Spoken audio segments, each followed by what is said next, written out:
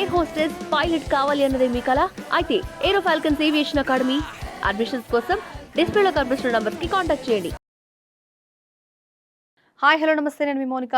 Welcome to BLM studios. ఈరోజు మనం మాట్లాడుకోబోయే topic ఏంటి అంటే ఏపీ రాజకీయాల్లో కొత్తగా అంతర్గత పోరు మొదలైందంటే చాలా తప్పమాట. ఎందుకంటే ఏపీ రాజకీయాల్లో ఎప్పుడైతే కూటమి కట్టిందో ఒక పక్క జనసేన కావచ్చు, బీజేపీ కావచ్చు, టీడీపీ నాయకులు కావచ్చు, లోకల్‌గా వాళ్ళందరూ కలిసిపోలేక ఎన్నో ఇష్యూస్ బయటకొచ్చాయి. సో ఇప్పుడొచ్చిన ఇష్యూ మాత్రం వాటన్నిటికి కొంచెం డిఫరెంట్ అనే చెప్పాలి. ఎందుకంటే ఎలక్షన్స్‌లో డబ్బులు చేతులు మారాయి అని ఇన్‌సైడ్‌గా ఒక టాక్ నడిచింది.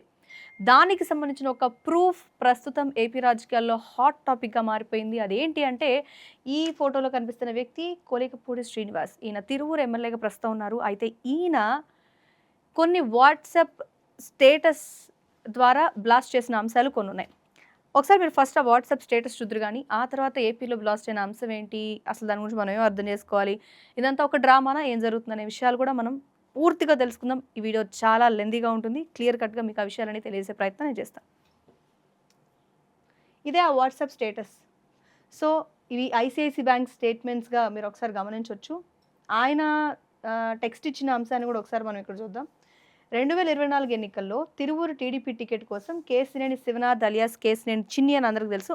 ఆయన నన్ను 5,00,00,000 అడిగినప్పుడు నా అకౌంట్ నుంచి 2024 ఫిబ్రవరి 7వ తేదీన 20,00,000, ఫిబ్రవరి 8న 20,00,000, ఫిబ్రవరి 14న 20,00,000 ట్రాన్స్‌ఫర్ చేసిన వివరాలు ఇవి. అంటే ఆయన ఇచ్చిన ఇన్ఫర్మేషన్ ఇదనమాట. ఇవి ఆ డీటెయిల్స్.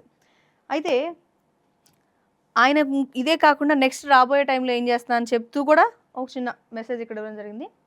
పోరంకిలో శివనాథ్ పిఏ మోహన్ వచ్చి తీసుకుపోయిన 50,00,000 గురించి, గొల్లపూడిలో నా మిత్రులు ఇచ్చిన 3.5 కోట్ల రూపాయల గురించి రేపు మాట్లాడదాం. నిజం గెలవాలి, నిజమే గెలవాలి అంటూ ఆయన ఒక స్టేట్మెంట్ ఇచ్చారు.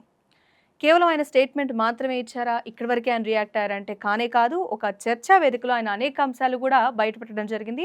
ముఖ్యంగా ఎవరిని ఉద్దేశించి ఈ అంశాలన్నీ బయటపెట్టారు అంటే ఖచ్చితంగా చెప్పగలిగే పేరు ఏంటంటే కేశినేని చిన్ని. కేశినేని శివనాథ్ అలియాస్ కేశినేని చిన్ని అని ప్రతి ఒక్కరికి తెలుసు. ఆయన పేరు బయటపెడుతున్నారు. అయితే ఇప్పుడు మనం మాట్లాడుకోబోయే విషయం ఈ ఏంటి అనేది మీకు ఇప్పటికే ఒక క్లారిటీ వచ్చేసిన నేపథ్యంలో ఇప్పుడు ఈ ఆరోపణలు, ప్రత్యారోపణలు ఎక్కడ మొదలయ్యాయి? ఎందుకు ఇదంతా జరుగుతోంది? అనే దానికంటే అసలు ఆరోపణలు ఆయన ఏమేం చేస్తున్నాడు? కేశినేని చిన్ని మీద ఈయన ఎలాంటి ఆరోపణలు చేస్తున్నారనే అంశం గురించి ఇప్పుడు మనం తెలుసుకుందాం. ఇప్పుడు మీరు చూస్తున్న ఈ వ్యక్తే కొలికపూడి శ్రీనివాస్, తిరువూరు ఎమ్మెల్యేగా ఉన్న వ్యక్తి. ఆయన ఇందాక మనం మాట్లాడుకుంటున్నాం కేశినేని చిన్ని గురించి అనేక ఆరోపణలు బయటపెడతాను అంటూ ఒక స్టేటస్ వాట్సాప్ స్టేటస్ పెట్టుకున్నారు. ఒక స్టేట్మెంట్ లాగా ఇచ్చేసిన సిచ్యువేషన్ కూడా అని. ఆయన దాని గురించి ఎక్స్‌ప్లనేషన్ ఇచ్చుకుంటూ ఒక చర్చా వేదికలో చెప్తున్న కొన్ని విషయాలు ఇప్పుడు మనం చూద్దాం, విందాం. ఆయన యాక్చువల్‌గా ఇప్పుడు మీరన్నారు ఇందాక, ఆయన పెద్ద బిజినెస్ మ్యాన్ అది ఇదని. చిన్ని గారి ప్రధానమైన ఆదాయ మార్గం ఏంటంటే ఆయన పేకాట ఆడిస్తాడు. నిజమా? ఆయన ఢిల్లీలోను, హైదరాబాద్‌లోను పేకాట ఆడిస్తాడు. దాన్నే మా నియోజకవర్గంలో కూడా అమలు చేయాలని ప్రయత్నం చేస్తే నేను అడ్డుకున్నాను. శ్రీనివాసరావు గారు మీరు చెప్తుంటే నాకు కొంచెం ఇది ఊహలకు అందనిది, ఎప్పుడు అనుకోనిది ఈ మాట. సో మీకు కూడా అలాగే అనిపిస్తుందా? అంటే ఇలాంటి విషయాలు ఎప్పుడైనా సరే కేశినేని చిన్ని అలియాస్ శివనాథ్ ఈయన గురించి మీరు విన్నారా? ఇవన్నీ జరుగుతున్నాయా? అని లోకల్‌గా ఎవరైతే లోకలైట్స్ ఆయనకు దగ్గరగా ఉంటారో అనుచరులు కావచ్చు, కార్యకర్తలు కావచ్చు, ఆయన ఫాలోవర్స్ కావచ్చు, వాళ్ళనైతే ఖచ్చితంగా ఇన్ఫర్మేషన్స్ మీ వరకు వచ్చే అవకాశం ఉంటుంది. ఈ అభిప్రాయమే మీకు కూడా ఉందనేది ఒకసారి చెక్ చేసుకోండి. ఎప్పుడైతే ఒక వ్యక్తి మీద ఆరోపణలు వచ్చాయో చుట్టుపక్కల వాళ్ళకి మాత్రమే బాగా తెలుస్తుంది. సో ఈ విషయం బయటకు వచ్చిన తర్వాత మనం ఆలోచన చేయాల్సింది అది. ఇంకా ఎలాంటి ఆరోపణలు ఉన్నాయనేది క్లియర్‌గా మనం చూద్దాం. మరి ఎందుకంటే తెలుగుదేశం పార్టీలో చాలా చూజీగా, సెలెక్టివ్‌గా ఇచ్చారు మన టికెట్లు కావాలని. అంటే ఒక పార్టీలో టికెట్లు ఎలా ఇచ్చారు అనే విషయం కూడా మీడియాకు తెలిసిందా అంటే చూజీగా ఇచ్చారనే ఒక పాయింట్‌ని ఇక్కడ వెంకటకృష్ణ గారు చెప్పడం కూడా ఎందుకో చెప్పారో నాకైతే తెలీదు. జస్ట్ మీకు పాయింట్‌గా క్వెషన్‌గా అడిగే ఉద్దేశం నాది. నెక్స్ట్ అసలు ఈయన చెప్పే పాయింట్స్ ఒకసారి చూద్దాం. మిమ్మల్ని నేను ఇంకో విషయం చెప్తానండి. నేను ఇంకో విషయం చెప్తానండి. గుంటూరు, కృష్ణా జిల్లాల నుంచి ఒక 400 మంది ఒకే సామాజిక వర్గానికి సంబంధించిన సాఫ్ట్‌వేర్ ఇంజినీర్లు అట్లాంటాలో వివిధ కంపెనీల్లో ఉద్యోగాల్లో జాయిన్ అయ్యారు. ఈయనకి ఒక కన్సల్టెన్సీ ఉంది. ఆ కన్సల్టెన్సీ ద్వారా జాయిన్ అయ్యారు. వాళ్ళ జీతాలు ఏమైనాయి అనేది నాకు కావాలి. అదేంటది? వాళ్ళ జీతాలు వాళ్ళకి ఇవ్వకుండా ఈయనకి ఇచ్చారా? నేను అదే అడుగుతున్నాను. వాళ్ళ జీతాలు ఏమైనాయి? వాళ్ళ తల్లిదండ్రులు ఎందుకు ఆందోళన చేస్తున్నారు? No give some clarity. మీరు పజిల్ లాగా నా నేను దగ్గర అట్లాంటా వెళ్తే నా లైవ్ లో కూడా మీరు పజిల్ పెడితే అట్లా ఏంటి అసలు ఇష్యూ ఏంటి? ఇప్పుడు వాళ్ళు 400 మంది వెళ్ళారు, చిన్నీకున్న కన్సల్టెన్సీ ఏజెన్సీ ద్వారా వెళ్ళారు. వాళ్ళ జీతాలు ఏమైనా అంటే వాళ్ళ 400 జీతాలు మంది ఇవ్వట్లేదా వాళ్ళకి, లేకపోతే జీతాలు ఇచ్చి తీసుకుంటున్నారా? వాళ్ళ ఒక పేరెంట్స్ కన్సల్టెంట్ ఎవరు? వాళ్ళ ఒక కన్సల్టెన్సీ ద్వారా వాళ్ళని ఉద్యోగాల్లో జాయిన్ చేస్తే వాళ్ళ కంపెనీలు ఈ కన్సల్టెన్సీకి జీతాలు పే చేస్తే ఆ డబ్బులన్నీ అమెరికా నుంచి దుబాయ్కి, దుబాయ్ నుంచి హైదరాబాద్కి తీసుకొచ్చి ఈయన వాడుకోవటం వల్ల. సో దీనిలో ఒక చిన్న పాయింట్ ఇంకొకసారి మనం వినాల్సింది ఏంటి అంటే, ఈ కన్సల్టెన్సీ అనేది జాబులు ఇప్పించే కన్సల్టెన్సీ అని మనకు అర్థమైంది. ఈ డబ్బులు ఎలా ట్రాన్స్ఫర్ అవుతున్నాయి అని ఆయన వర్షన్లో చెప్తున్నారో ఇంకొకసారి మనం వినాల్సిందే. కన్సల్టెన్సీ ద్వారా వాళ్ళని ఉద్యోగాల్లో జాయిన్ చేస్తే వాళ్ళ కంపెనీలు ఈ కన్సల్టెన్సీకి జీతాలు పే చేస్తే ఆ డబ్బులన్నీ అమెరికా నుంచి దుబాయ్కి, దుబాయ్ నుంచి హైదరాబాద్కి తీసుకొచ్చి ఈయన వాడుకోవటం వల్ల.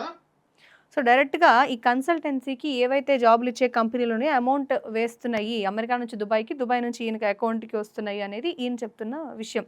అంటే ఒక రకంగా ఇది ఒక ఆదాయ మార్గంగా చిన్ని ఎంచుకున్నారు అనే వర్షన్ ఈయన తెలియజేస్తున్నారు. ఇంకా కొన్ని అంశాలు కూడా ఉన్నాయి, అవి కూడా చూద్దాం.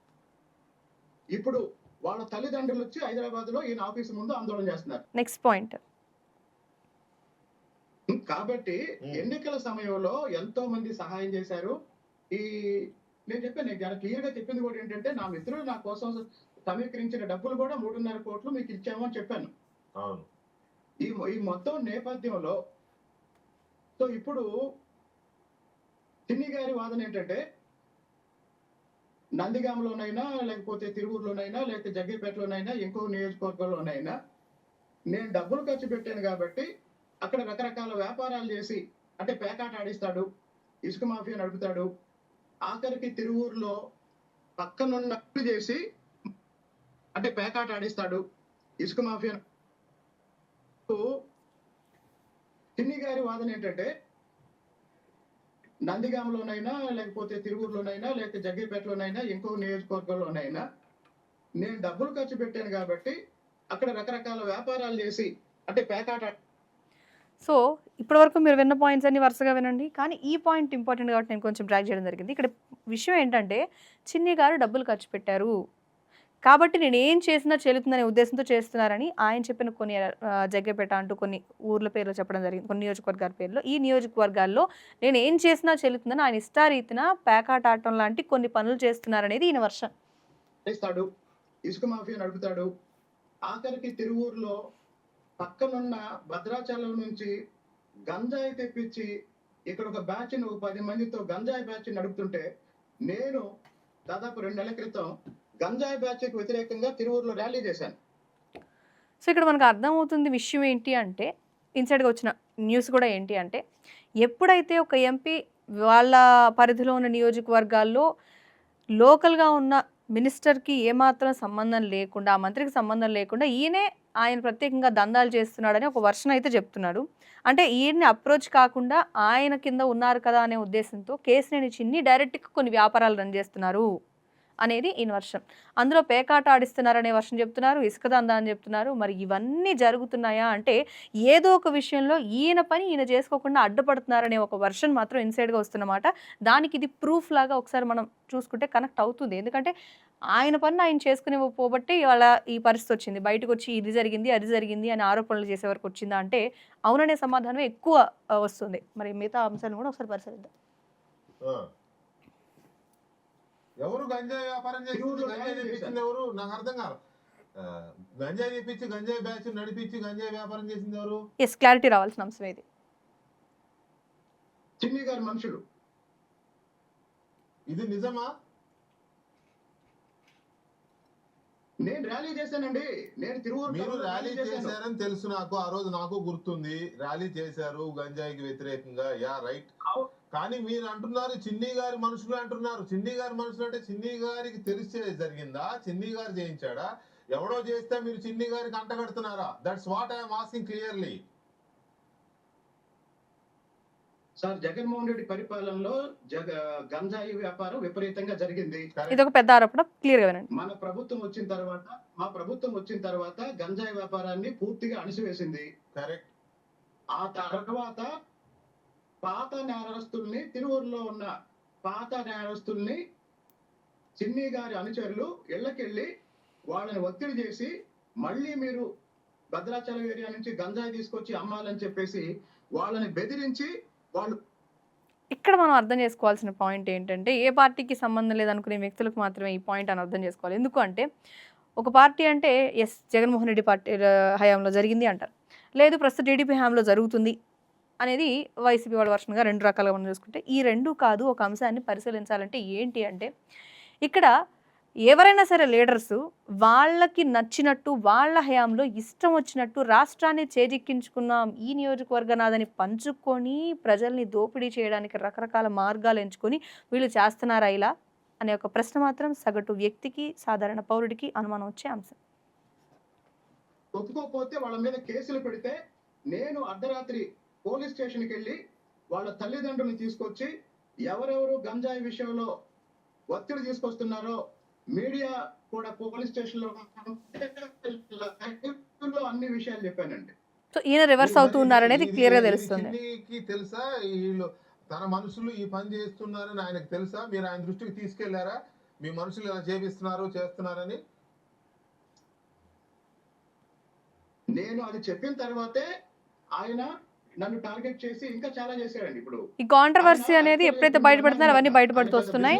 అదిదని చిన్ని గారి ప్రధానమైన ఆదాయ మార్గం ఏంటంటే ఆయన ప్యాకాట్ ఆడిస్తాడు. నిజమా? ఆయన ఢిల్లీలోను హైదరాబాద్ లోను ప్యాకాట్ ఆడిస్తాడు. దాన్నే మా నియోజకవర్గంలో కూడా అమలు చేయాలని ప్రయత్నం చేస్తే ఇదే మెయిన్ పాయింట్. అసలు ఎప్పుడైతే ఒక మంత్రి సంబంధించిన నియోజకవర్గంలో వీళ్ళు ఇలా వేరే ఎంపీగా ఉన్న వ్యక్తి తనకు అధికారం ఉంది కదా అని వచ్చి ఇలా మాట్లాడడం దగ్గర నుంచి ఇష్యూ మొదలవుతుందని ఎప్పుడైతే ఇన్సైడ్గా ఒక వర్డ్ వచ్చిందని ఇందాక మనం మాట్లాడుకున్నామో సేమ్ పాయింట్ అక్కడ రిపీట్ అవుతూ కనిపిస్తుంది ఆయన చెప్తున్న మాటల్లో కూడా. ఎప్పుడు నాకు సంబంధం లేకుండా బయట నుంచి వచ్చిన వేరే వేరే ప్రాంతాల నుంచి వచ్చి ఇక్కడ కూడా ఆ పేకాట ఆడిస్తా అంటే నేను వద్దన్నాను. ఈయన అపోజ్ చేసిన పాయింట్లో వీళ్ళిద్దరి మధ్య ఘర్షణ అయ్యి ఇలా ఇష్యూ బయటకు వచ్చి ఫలానా కోట్లు నేను ఇచ్చాను, ఇంత డబ్బు ఇచ్చానని చెప్తూ ఇవి ఆరోపణలా నిజాలా అంటే ఒక పక్క డబ్బు ఫార్వర్డ్ చేసిన ప్రూఫ్స్ కూడా ఆయన పెడుతున్నాడు కాబట్టి రాబోయే రోజుల్లో ఇంకా ముందుకు వెళ్తాను అంటున్నాడు కాబట్టి అంతర్గత పోరుగా దీన్ని మనం చెప్పుకుంటే ఇద్దరు టీడీపీ వ్యక్తులే, ఇద్దరు కూడా టీడీపీకి సంబంధించిన నాయకులే అవడంతో ఈ ఇష్యూ చాలా హాట్ టాపిక్గా మారింది. ఇన్ని ఆరోపణలు చేసినప్పుడు వీటిని మరి సమర్థించుకుంటారా లేకపోతే ఏంటి అనే పాయింట్స్ చిన్ని గారి వర్షం కూడా ఒకసారి మనం వినే ప్రయత్నం చేద్దాం. అడుగున్నాను రేపాక శ్రీనివాసరావు గారు మీరు చెప్తుంటే నాకు కొంచెం అది ఇది ఊహలకు అందనిది ఎప్పుడు అనుకోనిది. రూపాయి వందల కోట్లకు అధిపతి చాలా స్థితిమంతుడు అని చెప్తారు కదా. ఎలక్షన్ లో కూడా ఎమ్మెల్యేలకి డబ్బులు ఆయన సమకూర్చారు కాన్స్టిట్యూన్సీ. ఇంకో అంశం కూడా ఇక్కడ మనం క్లియర్ కట్గా తెలుసుకోవాల్సింది ఏంటంటే ఆయన ఎమ్మెల్యేలకి కాన్స్టిట్యున్సీలో డబ్బులు సమకూర్చారు అనేటువంటి అంశం మీరు క్లియర్గా మళ్ళీ ఒకసారి వినొచ్చు. ఎలక్షన్ లో కూడా ఎమ్మెల్యేలకి డబ్బులు ఆయన సమకూర్చారు కాన్స్టిట్యున్సీ. అంటే ఇప్పుడు నేను చెప్పిన తర్వాత నా ప్రశ్నకి సమాధానం ఆయన చెప్పమనండి. ఆయనకి రూపాయి ఆస్తి లేదు, రూపాయి వ్యాపారం లేదు. ఆయన హైదరాబాద్ లో ప్రగతి నగర్ లో ఒక ప్రభుత్వ స్థలంలో గవర్నమెంట్ ల్యాండ్కి సంబంధించిన ఇష్యూ క్లియర్ చేస్తున్నాడు చూడండి. దాదాపు 150 కోట్ల రూపాయలు వసూలు చేసి అమాయకుల దగ్గర అపార్ట్మెంట్ కడుతున్నామని మోసం చేసి ఈ రోజు వాళ్ళందరూ హైదరాబాద్ లో ఆయన ఆఫీస్ చుట్టూ తిరుగుతుంటే ఆయన తప్పించుకొని తిరుగుతున్నాడు. సో ఈయన వర్షన్ ఇవన్నీ ప్రూఫ్స్ కూడా బయట పెడతారంటున్నారు ఇప్పుడు క్లియర్ గా. ఎక్కడైతే వెంచి రాస్తున్నానని ప్రగతి నగర్ లో బోర్డు పెట్టాడో ఇప్పుడు తెలంగాణ ప్రభుత్వం అది ప్రభుత్వ భూమి అని బోర్డు పెట్టింది. ఆ 150 కోట్లు చెల్లించిన అపార్ట్మెంట్ కోసం చెల్లించిన వాళ్ళందరూ ఈ రోజు రోడ్డున పడ్డారు. వరకు జరిగిన ఇష్యూని మీరు గమనించారు, చాలా క్లియర్గా వినుంటారు. ఏం జరిగింది అంటే ఖచ్చితంగా ఆయన మీద వస్తున్న ఆరోపణలు ఎవరు అంటే ప్రస్తుతానికి కొలిగపూడి శ్రీనివాస్ అని తిరువూరు ఎమ్మెల్యే, కేసినేని చిన్ని ఎంపీ మీద చేస్తున్న ఆరోపణలన్నీ ఇప్పటివరకు మనం వింటూ వచ్చాం. అయితే ఒక్కసారి ఈ మీటింగ్ వినండి. ఆయన నెక్స్ట్ ప్లాన్ ఏం చెప్తున్నాడు, కార్యకర్తలతో ఏ మీటింగ్లో ఏ విషయాలను వెల్లడిస్తున్నాడు, రాబోయే రోజుల్లో నేనేం చేస్తానని చెప్తున్నాడు అనే దానికి సంబంధించి వీడియో కూడా బయటకు వచ్చింది. అది కూడా ఒకసారి పూర్తిగా మీరు వినండి. నియోజకవర్గం మొత్తం నుంచి బయలుదేరుతున్నారు. ఎక్కడైనా అంటే తిరువూరు రాజకీయాల్లో మీ అందరికన్నా జూనియర్ నాకన్నా సీనియర్లు అందరూ. సో ఆయన జూనియర్ అని ఆయన ఒప్పుకున్నారు. బొమ్మసాని మహేష్ గారు తిరువూరు పట్టణానికి 11 సంవత్సరాలు పట్టణ పార్టీ అధ్యక్షుడిగా చేశారు. ఆయన్ని ఎన్నుకునేటప్పుడంట రాష్ట్ర పార్టీ ఒక పరిశీలకుని పంపించి పోటీ జరిగి ఎన్నుకున్నారు. కార్యకర్తల సమావేశంలో ఎవరెవరైతే పోటీ చేస్తారో పోటీ చేయమని పోటీ పెట్టి ఆ పోటీలో ఎలక్షన్లో గెలిచాడు. ఇప్పుడు ఏమైంది, ఎంపీ గారి ఆఫీసులో కూర్చొని కమిటీని రాస్తున్నారు. సో ఈయన ఎక్కడ హర్ట్ అయ్యాడు, లోకల్గా కార్యకర్తలకు ఏమని పిలుపునిస్తున్నారు అనే అంశాలను ఇప్పుడు మీరు పరిశీలిస్తే ఇప్పటివరకు ఆయన చెప్తుంది ఏంటి, ఇంతకుముందు నేను జూనియర్నే, ఇంతకుముందు చేసిన వాళ్ళు ఉన్నారు, వాళ్ళు మాట్లాడుకుంటారనే పాయింట్లో ఎంపీ గారి ఆఫీస్లో అని చెప్తున్నారు. ఇది కొంచెం క్లియర్గా వినండి. ఎంపీ గారి ఆఫీసులో కూర్చొని కమిటీని రాస్తున్నారు. అంతకుముందు సూరపనేని రాజా అని ఒక అతను నియోజకవర్గం మొత్తం తిరిగాడు. పార్టీ పదవులకి నామినేటెడ్ పోస్టులకి డబ్బులు వసూలు చేశాడు. ఆ తర్వాత ఎంపీ గారి ఆఫీసులో మూల్పూర్ కిషోర్ తిరువూరు నియోజకవర్గంలో ఇసుక మాఫియా నడిపేది ఆయనే, రేషన్ మాఫియా నడిపేది ఆయనే, పార్టీ పదవులు అమ్ముకుంటుంది ఆయనే. ఇవన్నీ ఇసుక మాఫియా, రేషన్ మాఫియా, పార్టీ పదవులు అమ్ముకుంటున్న వ్యక్తిగా ఆయన చిత్రీకరిస్తూ మాట్లాడిన మాటలు ఇవి. వాళ్ళ కార్యకర్తలను ఉద్దేశించి నెక్స్ట్ రాబోయే రోజుల్లో ఇవన్నీ ఆయన చేస్తున్నాడని వాళ్ళ ముందు మాట్లాడి రాబోయే రోజుల్లో ఇవన్నీ బట్టబయలు చేయాలంటున్నారు. ఈ అహం దెబ్బతినడంతో ఇన్సైడర్గా ఉన్న అనేక అంశాలు బయటకు వచ్చాయి ఈరోజు అనే మాట వాస్తవం. ఏపీ రాజకీయాల్లో ఇవన్నీ కూడా హీట్ పుట్టిస్తున్న అంశాలు విత్ ప్రూఫ్స్ అసలు ఏం జరుగుతుంది మీకు చూపించాలనే ఉద్దేశంతో ఈ వీడియోలు అన్నీ కూడా మేము ముందు పెట్టడం జరిగింది. సో ఫైనల్గా ఈయన డేట్ 24వ తారీఖున బయలుదేరారు. అది సంగతి.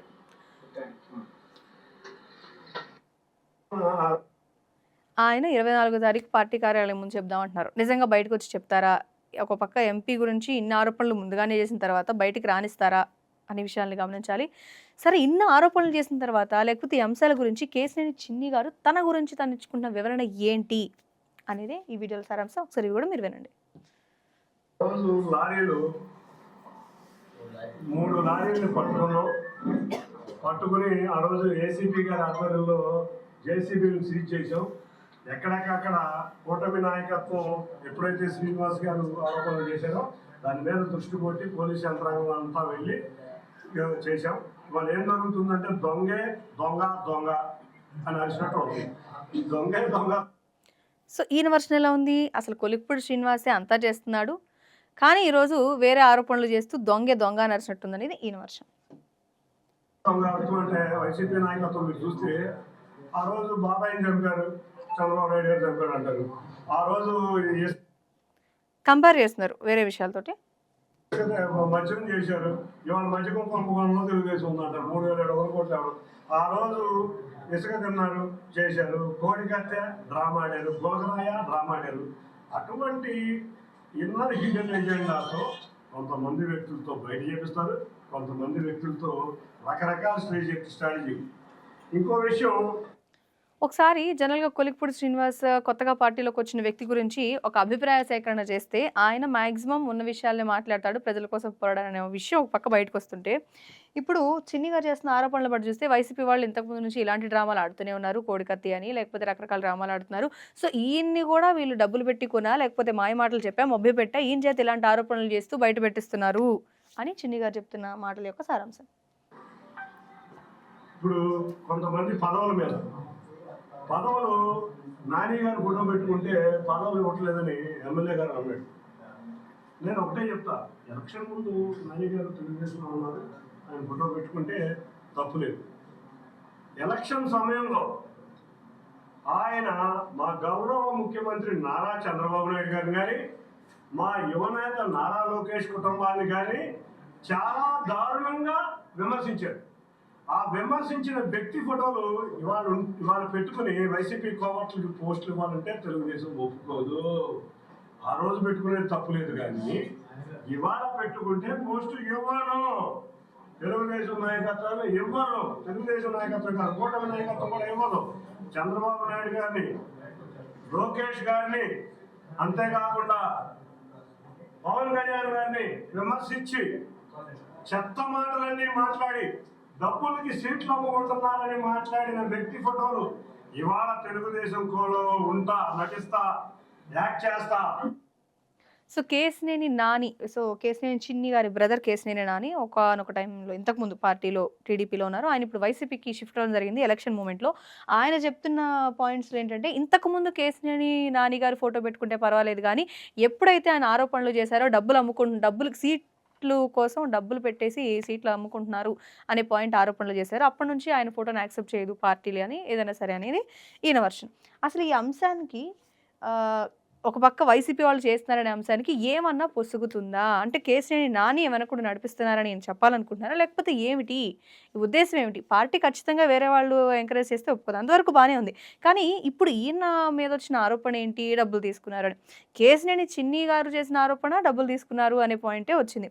సో, ఈ ఇద్దరిని కలిపి వైసీపీ పాయింట్ ఆఫ్ వ్యూలో తోసేస్తున్నారా అనే అనుమానం ఒక పక్క వస్తుంటే, తన మీద వచ్చిన ఆరోపణలకు సమాధానాలు చెప్పుకునే క్రమంలో వేరే వైపు మళ్ళిస్తున్నారా అనేది ఇంకో పాయింట్‌గా కూడా కొంచెం వరకు అనిపిస్తుంది. కానీ ఒకవేళ కేశినేని చిన్ని గారు చెప్పే మాటలే వాస్తవం అని అంటే మాత్రం మరి దీనికి సంబంధించి రాబోయే రోజుల్లో పూర్తి కార్యాచరణ తీసుకుంటారా? ఈ ప్రూఫ్స్ అని బయట పెట్టనిస్తారా? లేకపోతే ఈలోపే కొలిక్పూడి శ్రీనివాస్‌ని సైడ్ చేసి పక్కన కూర్చోబెట్టి వేరే వాళ్ళని ఆ ప్లేస్‌లో మారుస్తారా అనే రాజకీయం ఎటువైపు మళ్ళుతుందనే ఒక ఇంట్రెస్టింగ్ మాత్రం ప్రతి ఒక్కళ్ళలో ఉంది. ముఖ్యంగా అనుచరులు, కార్యకర్తలు తిరువూరులో అయితే ఆ హీట్ అయితే కంటిన్యూ అవుతుంది. వైసీపీ కోవర్ట్లు పెట్టుకునే ఫోటోలకే ఇవ్వను, ఇది తెలుగుదేశం అధిష్టానం నుంచి వచ్చే సమాధానం. అటువంటి కోవర్ట్లు మేము ఎంకరేజ్ చేయం. అంతకు ముందు ఏదన్నా జరగచ్చు, కానీ ఇవాళ విమర్శించిన మా నాయకత్వాన్ని తెలుగుదేశం కార్యకర్తలు ఊరికే పరిస్థితే లేదు. తప్పకుండా అటువంటి వాళ్ళకి పదవులు కూడా ఇసుక వ్యాపారం చేస్తున్నాడు. మరి పోలీసు విచారణ కాలేజ్ తీశారు. దాంట్లో కొంత సమాచారం వాళ్ళతో ఎక్కువగా చాటింగ్ లేదా వాట్సాప్ కాల్ ఎక్కువ మాట్లాడేది తెలుస్తుంది. దీని మీద మీ సమాధానం ఏంటి సార్? మీ మీద మీకు కూడా చెప్పా, నేను వికాస్ అయిన తెలుగుదేశం నాయకుడు. నేను నా జీవితంలో చంద్రబాబు నాయుడు గారిని విమర్శించిన వ్యక్తిని కాదు. లేకపోతే చంద్రబాబు నాయుడు గారు అంటే నాకు దేవుడు. అటువంటి దేవుణ్ణి విమర్శించిన వ్యక్తుల గురించి నేను ఒకటి కూడా చెప్పా, ఇవాళ ఒక మాట రేపు ఒక మాట చెప్పే వ్యక్తి కారణం కూడా చెప్తున్నాను. రెండు విషయాలు. ఇవాళ వెంకటేశ్వర గారు ఈయన మండలాధ్యక్షుడు, తిరువూరు టౌన్ అధ్యక్షుడు శ్రీనివాస్ ఉన్నాడు, ఏకొన్నూరు మండలాధ్యక్షుడు నాయకుడు ఉన్నారు. వాళ్ళ ఆర్థిక పరిస్థితి నాకన్నా మీకు ఎక్కువ తెలుసు కదా. వాళ్ళ ఆర్థిక పరిస్థితి అందరికన్నా ఎక్కువగా తెలిసింది మీకే. తిరుమల వాడు నాకు డబ్బులు ఇచ్చే పరిస్థితిలో ఉన్నారా? 30,000 కూడా సంపాదించలేని శ్రీనివాసు నా డబ్బులు ఇచ్చే పరిస్థితిలో ఉన్నాడా? బడుగు బలహీన వర్గాలు ఎస్సీ నాయకుడుగా కలిగిన వెంకటేశ్వర గారు, ఆయన కుటుంబం చక్కటి ముగ్గురు కొడుకుని బ్రహ్మాండంగా చదివించుకుని ఒక మండలానికి ఆదర్శంగా నిలబడిన వెంకటేశ్వర గారి పరిస్థితి అది ఉందా? అసలు వాళ్ళందరూ కష్టపడి పదవులు సంపాదించుకున్నారు. నేను బడుగు బలహీనం ఎస్టీ నాయకత్వం ఎప్పుడు ఏ కొడుకులో ఎస్టీ నాయకుడికి ఎప్పుడు ఒక మండలాధ్యక్షుడు పదవి రాలా. రెండు అంశాలు ఇక్కడ. ఫస్ట్ పాయింట్ ఏంటి అంటే, ఆయన అడిగిన ప్రశ్న ఏంటి? ఇసుక మీరు దందా చేస్తున్నట్టు, మీరు వాళ్ళ దగ్గర నుంచి డబ్బులు తీసుకుంటున్నట్టు, అనేక వాట్సాప్ కాల్స్ మీరు మాట్లాడినట్టు ఉంటే దానికి మీరు సమాధానం చెప్పండి అంటే, ఈ ఇద్దరు వ్యక్తుల్ని ఎప్పుడైతే తిరువూరుకు సంబంధించిన వాళ్ళు ఉన్నారో వాళ్ళిద్దరిని పక్కన పెట్టుకొని వీళ్ళు డబ్బులు సంపాదించే పరిస్థితిలో ఉన్నారా అని చెప్తూ, ఇంతే కాకుండా ఇప్పుడే ఒక వర్డ్ యూజ్ చేస్తున్నారు. ఎస్టీ నాయకత్వం ఇక్కడ కుల వర్గీకరణ కూడా చేస్తున్న పాయింట్ని మనం హైలైట్ తీసుకోవాలి. ఎందుకు ఇక్కడ కుల వర్గీకరణ జరుగుతోంది? లేకపోతే కొలిక్పూడి శ్రీనివాస్ కులం గురించి కూడా ఆయన ప్రస్తావిస్తున్నారా అనే ఒక ప్రశ్న ఈ వీడియో ఉన్న తర్వాత ఒకసారి మధ్యలో మెదులుతుంది. దాని గురించి పూర్తిగా ఆయన ఏం మాట్లాడుతున్నారో విన్న తర్వాత మనం మాట్లాడుకుందాం. ఎప్పుడు ఏ కొడుకులో ఎస్టీ నాయకుడికి ఎప్పుడు ఒక మండలాధ్యక్ష పదవి రాలా. ఇవాళ ఎంతో మంది ఎస్టీ నాయకులు నేను పదవి ఇచ్చానని ఆనందపడుతున్నారు. అది నా పరిస్థితి మీరే చూసారు. తిరువూరు టౌన్ 10,000 వస్తుంది అతనికి. అతను నాకు డబ్బులు ఇచ్చే స్థాయిలో ఉన్నాడు. నేను ఇన్ని కోట్లు ఖర్చు పెట్టి 10,000, 15,000, 10 లక్షలు, 5 లక్షలకి కక్కులు పడతానంటే నేను నమ్ముతారా? మరి మా నాయకత్వం ఇస్తున్నాను. మా కష్టపడిన నాయకులకి పార్టీ పదవులు ఇచ్చాం. ఇంకో విషయం చెబుతున్నాం, మరి వాళ్ళనైతే డిక్లేర్ చేసింది ఎవరో. ఒక పక్క కొలిక్పూడి శ్రీనివాస్ వర్షంలో కూడా మనం తీసుకుంటే కష్టపడి పనిచేశారు కాబట్టి పార్టీ పదవి ఇచ్చినప్పుడు ఎందుకు ఇలాంటివి జరుగుతున్నాయి, ఎందుకు ముందుగానే మీరు అడ్డుకోలేకపోయారనే ఒక ప్రశ్న కూడా ఉత్పన్నమవుతుంది. దాని గురించి కూడా ఆయన మాట్లాడకపోయినా ఆయన వర్షన్ ఇంకోసారి క్లియర్గా విందాం.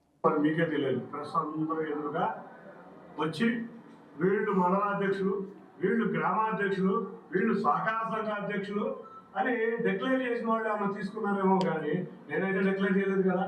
ఇవాళ విజయవాడలో కూర్చుని ఎవరు డిక్లేర్ చేశారో పదవులు వాళ్ళని అడిగితే బాగుంటుంది. పేపర్ చూపించి పేపర్లో సంతకం పెట్టి 4 నెలలు గడిచినాక, పదవులు వచ్చి 3 నెలలు గడిచినాక ఇవాళ ఏదో అక్కసు కక్కాలి అంటే కుదరదు. ఒకటి, తెలుగుదేశం నాయకులు ఒకటే చెప్తున్నాము, ఎవరు అన్యాయం చేసినా ఊరుకోం, ఎవరు ఇసుక రవాణా చేసినా ఊరుకోం. నిన్నే చూసాం, వైసీపీ నాయకత్వం ఇసుక రవాణా చేస్తే ఒక రౌడీ షీట్ ఉంది, మేము ఏ విధంగా అరెస్ట్ చేసి ఏ విధంగా కట్టుకున్నామో మా యొక్క తిరువూరు రూరల్ నియోజకవర్గ నాయకులు చూపించారు. వాళ్ళు తీసుకెళ్ళి అంటే ఇక్కడ నాకు ఇంకొక క్వశ్చన్ కూడా రైజ్ అయింది. వైసీపీ వాళ్ళు చేస్తే వీళ్ళు పట్టుకున్నారు, బాగానే ఉంది. దొంగే దొంగ అంటున్నారు అని కొలికపూడి శ్రీనివాస్ గురించి మాట్లాడడం జరిగింది. ఇప్పుడు కొలికపూడి శ్రీనివాస్ ఆల్రెడీ ఇదంతా చేస్తున్నారని ఈయనకు తెలుసు అని చెప్తున్నారు ఈ పాయింట్లో. మరి ఎందుకు కొలికపూడి శ్రీనివాస్ గారిని అప్పుడే నిలదీయలేదు? ఎందుకు అప్పుడే అడగలేదు? ఊరుకోమని చెప్తున్న క్రమంలో ఎందుకు అప్పుడే ప్రశ్నించలేదు అనే ఒక ప్రశ్న కూడా ఉత్పన్నమవుతుంది. కానీ దానికి సమాధానాలు మాత్రం రావడం లేదు. వాళ్ళ ట్రాక్టర్లను పట్టుకుని తీసుకెళ్ళి చూపించి వాళ్ళ కాల్ డీటెయిల్స్ కూడా ఎవరెవరు వీటి వెనుకున్నారో పోలీస్ డిపార్ట్మెంట్ వారు కాల్ డీటెయిల్స్ తెలుస్తున్నాయి. నాకు తెలిసి దేవినేని అవినాష్ నీకు రక్తపు ముద్ద, నువ్వు తినేది రక్తపు ముద్ద. నీ తండ్రి చేసిన హత్య రాజకీయాలతో నువ్వు సంపాదించుకున్నావు. నిన్న సిఐకి పోలీస్ చేసి నువ్వు ఇసుక తినే వాళ్ళని వదలమంటే నీ వాటా నాకు తెలియదు అనుకుంటున్నావా? మద్యం, ఇసుక, మట్టి, బొక్కే నా కొడుకులందరినీ బయటకు తీస్తాం. మీరు తినే అవినీతి. అధికారంలో ఉన్నది ఎవరు? అధికారంలో ఉన్న వాళ్ళకి ఈ విషయాలు తెలిసి రియాక్ట్ అవ్వట్లేదా? అంటే వైసీపీ వాళ్ళని టార్గెట్ చేస్తున్నారంటే అంత వీక్గా ప్రభుత్వం ఉందా అనే ఒక డౌట్ వస్తుంది. లేదా తెలిసి కూడా మేనేజ్ చేస్తున్నారని ఇంకో అనుమానం. అది కూడా కాదంటారా? రాజకీయ నాయకులు కుమ్మక్కైపోయి ప్రజల్ని మభ్యపెడుతూ ఎవరికి వాళ్ళు ఎవరికి దోచుకున్నంత దోచుకుంటున్నారా అనేక ప్రశ్నలు ఉత్పన్నమవుతున్నాయి. ఈ ఇష్యూ బయటకు వచ్చిన దగ్గర నుంచి వీళ్ళు మాట్లాడుతున్న ప్రతి మాట అబ్జర్వ్ చేసిన తర్వాత మనకు వచ్చే అనేక సందేహాలు ఇవి. ఆలోచన చేయాలనే ఉద్దేశం ఖచ్చితంగా ఉంటుంది. ఎందుకంటే వీళ్ళే కదా మనల్ని ఉద్ధరించడానికో లేకపోతే మనకు కావాల్సిన అనేక పథకాలు తీసుకురావడానికో సహకారపడే మంత్రులుగా లేకపోతే నాయకులుగా ఉన్న వ్యక్తులు. గత 5 సంవత్సరాల్లో మీరు 3,700 కోట్ల మధ్యలో తిన్నారు, ఇసుకలో తిన్నారు, అన్ని బయటకు వస్తున్నాయి. దీనితో పాటు దీని వెనక ఉన్న నాయకులు ఎవరి కూడా బయటకు వస్తుంది. కాబట్టి మేము తెలుగుదేశం నాయకులు కార్యకర్తలు మాకు తెలిసింది ఏంటంటే తిరువూరు నియోజకవర్గంలో మేము పార్టీ ప్రజలతో తీసుకుని వెళ్ళడమే మేము చేసే కార్యక్రమం.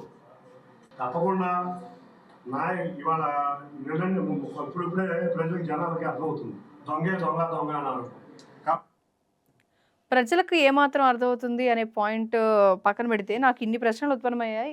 ఇప్పటి వరకు ఆయన అడిగిన రెండు ప్రశ్నలు, మీరు పేకాట క్లబ్బులు నడిపిస్తున్నారా లేకపోతే ఇసుక దందా చేస్తున్నారనే పాయింట్లో వైసీపీ వాళ్ళని టార్గెట్ చేస్తూ మాట్లాడతారు. దొంగే దొంగ నరుస్తున్నారు అంటే ఇక్కడ కొలికపూడి శ్రీనివాస్ దొంగగా వ్యవహరిస్తున్నారు అని ఇది తెలిసి కూడా ఎందుకు రియాక్ట్ అవ్వట్లేదు అనే ప్రశ్నకి సమాధానం ఇంతవరకు మనకు రాలేదు.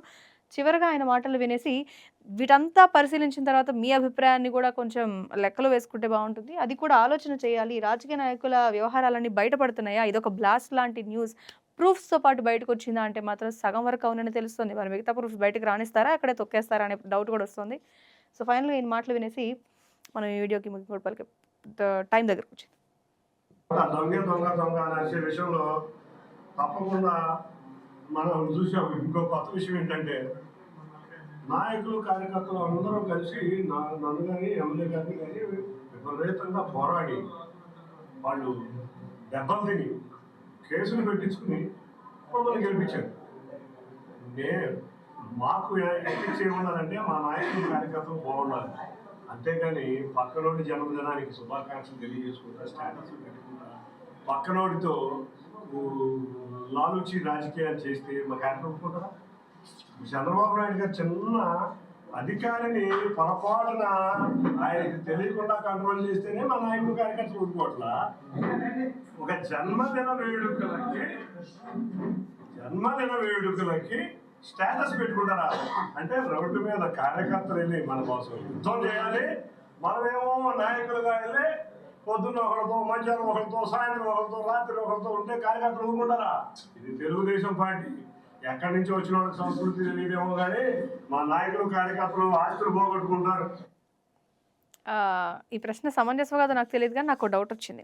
ఇంకొక పార్టీ వాళ్ళతో అంత పుట్టినరోజు కూడా వేడుకలకు కూడా యాక్సెప్ట్ చేయనంత స్ట్రిక్ట్‌గా ఉన్న తెలుగుదేశం పార్టీ కూటమి ఎలా కట్టింది అని ఒక పెద్ద డౌట్ వస్తోంది. మరి కూటమి కట్టారంటే వేరే పార్టీ వాళ్ళని ఆహ్వానిస్తున్నట్టే కదా! అంటే వాళ్ళ స్నేహితులే లేకుండా, ఏమాత్రం సంబంధాలు లేకుండా సడెన్‌గా వచ్చేసి పార్టీలో జాయిన్ అయిపోయి మనందరం కలిసి చేసేసుకుందాం అంటే ఒప్పేసుకొని చేసేసారా? ఏమో నాకు సరదాగా వచ్చిన డౌటో లేకపోతే సీరియస్‌గా వచ్చిన డౌటో మీరే అర్థం చేసుకోవాలి. ఇదనమాట. అన్ని పోగొట్టుకుంటారు కానీ ఆత్మాభిమానాన్ని చంపుకోరు. ఒక పక్క కేశినేని చిన్ని గారి వివరణ మనం చూసాం. అదేవిధంగా కొలిక్పూడి శ్రీనివాసరావు వివరణ కూడా ఆయన ఆరోపణలు కూడా మనం గమనించాం. ఇక్కడ దందా జరుగుతుందా? ఏం జరుగుతుంది? అనే పాయింట్ గురించి వివరణ కోరుతున్నప్పుడు ప్రత్యేకంగా చెప్తున్న విషయం ఏంటి అంటే, అపోజిషన్ పార్టీ వైసీపీ వాళ్ళు ఇదంతా చేస్తున్నారు. సో టీడీపీ వాళ్ళు కూడా వాళ్ళకి దగ్గరగా ఉన్నారు, వేరే పార్టీతో ఉన్నారనే పాయింట్స్ మాట్లాడుతున్నారు. కానీ దానిలో నిజానిజాలు బయటకు రాలేదు. ఇంతకుముందు చేసి సంవత్సరం పైన వీళ్ళ పాలన కొనసాగిస్తున్న క్రమంలో సొంత పార్టీ వాళ్ళు ఇలా చేస్తున్నారంటే ఎందుకు ప్రశ్నించలేదు ఇంతవరకు అనే ఒక ప్రశ్న కూడా వస్తుంది. ఇప్పటివరకు అనేక ప్రశ్నలు మనం మాట్లాడుకున్నాం. వీళ్ళిద్దరి వర్షన్ విన్న తర్వాత నిజంగానే ఏపీ ఎలక్షన్స్‌లో సీట్ల కోసం డబ్బులు అడిగారా? ఈ ప్రూఫ్స్ అన్నీ నిజమేనా? కేవలం మనం మాట్లాడుకుంటున్న తిరువూరు ఎమ్మెల్యే సీట్ కోసం కొలికపూడి ఇచ్చిన డబ్బుల గురించి మాత్రమే బయటకొచ్చాయా? లేకపోతే వేరే వేరే పదవుల కోసం కూడా ఇలాగే డబ్బులు పెట్టి వాళ్ళు పదవులు కొనుక్కున్నారా? లేకపోతే పదవుల్లో ఉండాలి అని ఆశించి డబ్బులు ట్రాన్స్‌ఫర్ అయినాయా? అనే కొత్త ప్రశ్నలు మరొకసారి ఏపీ రాజకీయాల్లో హాట్ టాపిక్‌గా మారాయి. కానీ ఈ విషయాలన్నీ గమనిస్తుంటే అసలు నిజాలు దాచిపెట్టే ప్రయత్నం జరుగుతుందనే ఒక అనుమానం కూడా వస్తుంది. మరి చూడాలి రాబోయే రోజుల్లో నిజాలు బయటకొస్తాయా? లేకపోతే ఇదంతా మభ్యపెట్టి ప్రజల్ని మేనేజ్ చేసి రాజకీయ నాయకులు పబ్బం గడుపుకుంటారా? అనే ఒక ప్రశ్న కూడా ఉత్పన్నమవుతుంది. This is Monika signing off. Thank you so much. Keep watching BLM.